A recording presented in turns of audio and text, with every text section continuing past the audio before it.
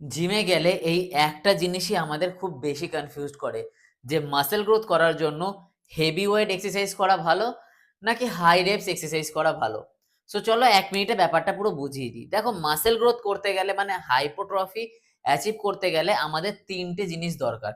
Number 1 হচ্ছে mechanical tension, number 2 হচ্ছে metabolic stress এবং নাম্বার 3 হচ্ছে মাসেল ড্যামেজ। এই 3টে জিনিস ছাড়া কিন্তু তোমার মাসেল গ্রোথ করা পসিবলই না। এবার হেভি ওয়েট লিফটিং করলে কি হয়?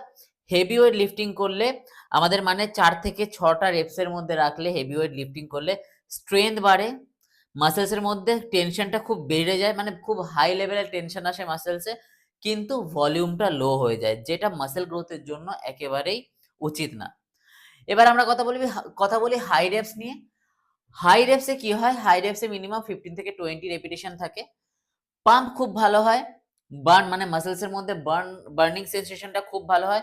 কিন্তু এর মধ্যে কোনো টেনশন থাকে না। যেটা হাইপোট্রফির জন্য বেস্ট না। কারণ হাইপোট্রফিতে টেনশনও দরকার, হাইপোট্রফিতে স্ট্রেসও দরকার। তাই আমাদের কি করতে হবে? High reps plus heavy weight এই দুটোকে কম্বাইন করতে হবে। তারপরে গিয়েই কিন্তু আমরা আমাদের মাসল গ্রোথ মানে হাইপোট্রফিকে অ্যাচিভ করতে পারবো। তাই বেস্ট হচ্ছে মাসল গ্রোথের জন্য 6 টু 12 রেপিটেশন। না 15 টু 20 রেপিটেশন হবে, না 4 টু 6 হবে।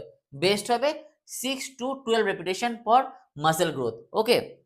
তাই যখনই নেক্সট টাইম নিজের ওয়ার্কআউট প্ল্যান ডিজাইন করবে, সবসময় একটা জিনিস মাথায় রাখবে, টেনশন অ্যান্ড ভলিউমটা যেন ব্যালেন্সে থাকে। ঠিক আছে? No heavy lifting, no high reps, only smart reps. Okay? আর এরকম আরো সায়েন্স বেসড ভিডিও পেতে হলে হাইপোট্রফিয়াকে অবশ্যই ফলো করতে হবে।